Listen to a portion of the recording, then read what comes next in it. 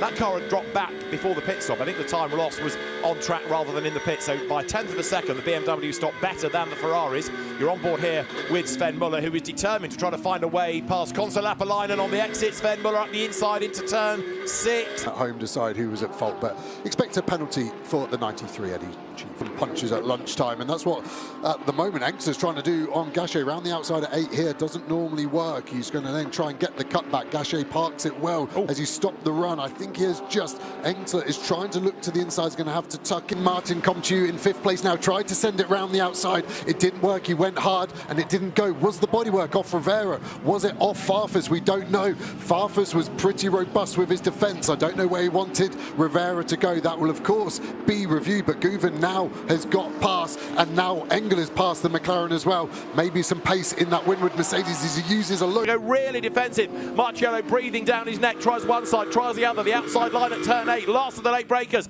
Marciello on the outside here. He's got the inside line for the next corner, but he gets run out wide, and Kirchhofer just hangs on to the lead. He eased him out, didn't he? Kirchhofer in that McLaren in front just said no thank you. Around him, Mercedes up the inside, and bang, and he just gets turned around and almost shoveled into the gravel. Whisper it by the CrowdStrike-backed Mercedes. With Mr. CrowdStrike driving. Yes, Jordan's track limit penalty being given. A pit stop of 30 seconds has been given to 888 Porsche Fabien Duffieux, as there David Pittard has to fend off Mikey Porter going down into turn 1. That helps to an extent Vermeulen, because while Porter is attacking Pittard and Pittard has to defend, it takes some of the pressure off Vermeulen. But Drew across the curbing and came back on the track will probably lead to a review. Two about to be complete, just under a second clear now. Marvin Kirchhofer just finding a tenth and a half around that lap, but everybody else neat and tidy in behind. Just going down through the classes. 3rd place is the lead in gold. Well, the light is falling fast. We had that quick safety car period, couple of cars out of the race after contact up at the Adelaide hairpin. Up front, it's still Luca Engstler, 1.1 seconds to good. Almost no one else in the race has got a margin as big as that, because they're down to deck, and then immediately you've got to turn to the left. But he knows when he gets onto the start-finish straight, he'll lose out to the BMW. Silver Cup leaders, Cesar Gazzo, now at the wheel, taken over from Aurelian Panis, starting on the front row, not having any trouble in the first few laps. Well, that's a far better formula. Yesterday, their car trickled off the track, came to a halt. You really had to feel for them. Is the 9 and the 7 car making contact in a strange place in terms of it being through Curva Grande? They must have just squeezed over each other, but definitely the Aston Martin is out, and probably the boot. What are you ahead now? It's gained track position, but Muller is on the outside line as they get down towards turn 4. The Porsche couldn't clear the BMW there, so he's got to slot back in. 67.6, another very, very hard one, because you can't improve your sector time, but he didn't improve it. As we go back to green, that was quick, and that's what we thought Neubauer was lining up, and he's gone, and so's Blattner. This is a great restart from Blattner over the CSA McLaren.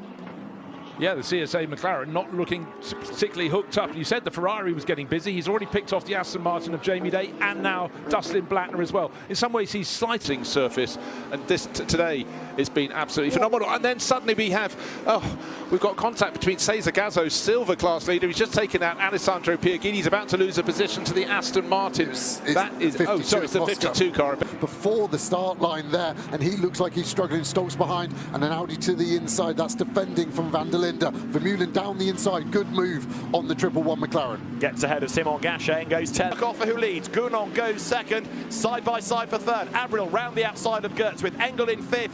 And the start is being looked at just to make sure that all was well. Just look what a busy racetrack it is as they hit Licon for the first time. So far, so good. I was there on the evidence I've seen, and you could see the Winwood man filter team in disbelief.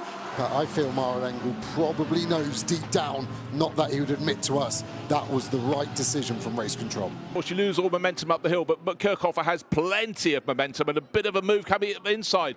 4th will become 3rd, and that's Team WRT, Kelvin van der Linde, and he knows he wasn't going to have pass too hard because Thierry Vermeulen isn't it. Drop away, which will bring some grit back, but the teams have to have the pressures in the right window.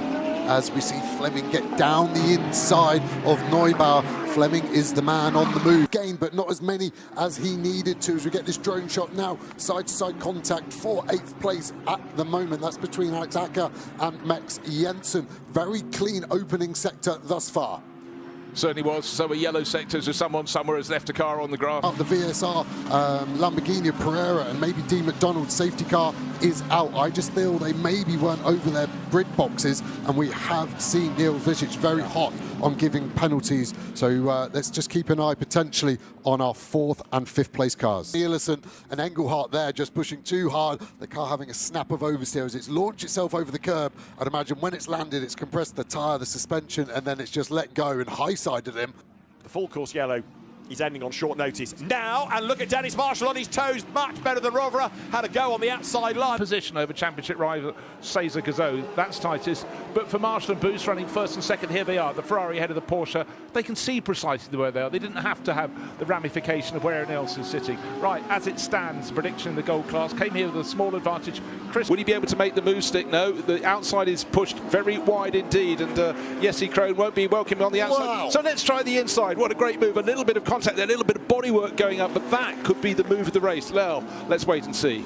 That is a move, and that's the illustration. Probably is fractionally nearer to the BMW, but Auer now has got to stick out his elbows and stop Niederhauser from coming past him. This is going to be a tough lap for a sideways Lucas Auer up the curb last year.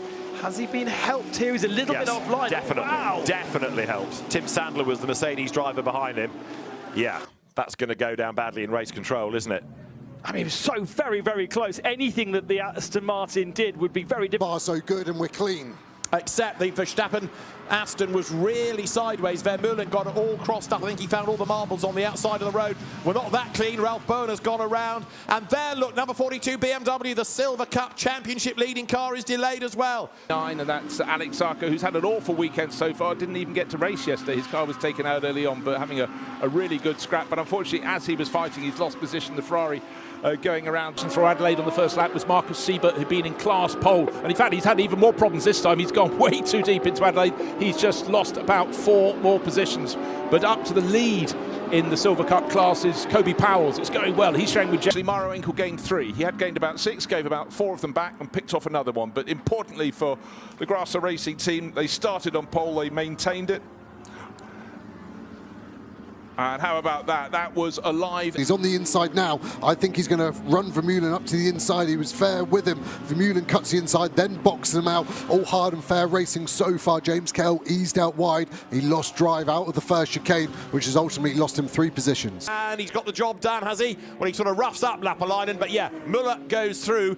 He was racing in British GT at Snetterton last week, and we saw that he got his elbows out there as well. Yeah, he was pretty brutal. That front bumper got a lot of work on his Porsche that weekend. And the side of that car, a bit of a wobble. Move on a circuit that has very short straights, but he was committed and he stuck to his guns. He asked a massive question to Gachet there, are you going to leave me room? And he really squeezed it. He's fired up. Red Bull running through his veins. Super aggressive. Great move. Now Gachet on the back foot. Engsler trying to get down. And the race officials are happy to let that slide, so don't expect anything there. You could just change the door in the pit stop in time and not lose anything, but most of the teams decide not to and just let it go. Lucas Stoltz, tiny little bit of bodywork damage on the right rear of his car. Was it the left? I can't remember now. But he's still trying to pick his way up the order. He's up to 32nd. Just behind him, was it the Mercedes that roughed him up? We might get a replay of that, but Puccini has had a brutal couple of laps, and he is really out of the running now already this early on into the race. The inside of Maro Engel, then the Lamborghini goes for position. Good dive up the inside by Sandy Mitchell, and the very rapid Scotsman, who's based in Nottingham these days, goes 5th at the expense of Maro Engel. It got there thus. CSA McLaren was there, wasn't it? The 111 car looked very close, in an odd place to go off, and a very odd place, like you said, for Alfred Renauer, a very far. Well, let's take a look and see how it happened. Well, this could be a contributing factor up at Adelaide. He's alongside the QMMF Audi, and then that's Dimitri Gavetsava, who is doing a bit of the stuff that had some grip down through Estoril for the first time. Any problems were likely to come at the back of the pack. The first half dozen of cars got through, but really all drivers were thinking, what have you got to lose? So you might as well roll it and see what happens, but expect to drive through for the 48. Yeah, certainly side by side is frowned upon in the pit lane. It was right at the exit, where, as Joe explained, you can understand the dynamics of it, you can understand the emotion of it, but a rule back in the pack. New fastest lap of the race, just done by Jules Gounon. He's only 8/10 up the road. That's Sven Muller now getting past Christian Hook. And Porsche through on the inside, and Valentino Rossi, the best of the non-Ferrari battle. There's a yellow in sector 3 now, which is the final sector of the lap, so something clear. I think that was a little message coming through, you know, I'm going to get past you come what may, and Luca Engsler was trying high, he was trying low, and then in behind, well, it's everyone else. Gosh, the handling of that Mercedes in the middle of that pack. Let's see if I can hear any contact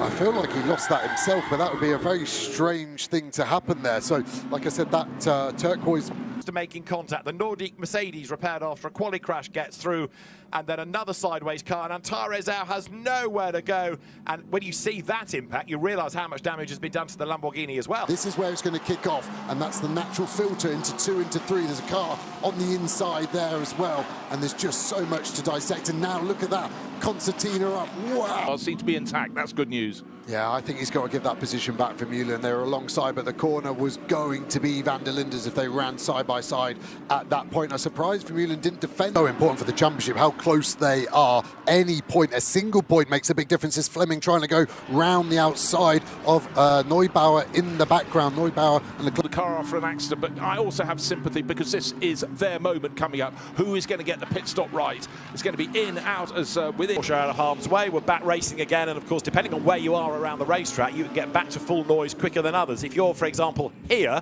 you're on the loud pedal, but if you're going into the chicane, you can't really get back on the throttle because it's terrible start from Lullen. He was slow off the line as Martin gets turned around. I think that could have been Klingman in the back of him. Lullen was slow. Wirtz was on the front foot. Mara Engel in that car is going to have to pump some laps in. This car, race leader, by my bad mathematics supported by ChatGPT, is going to lose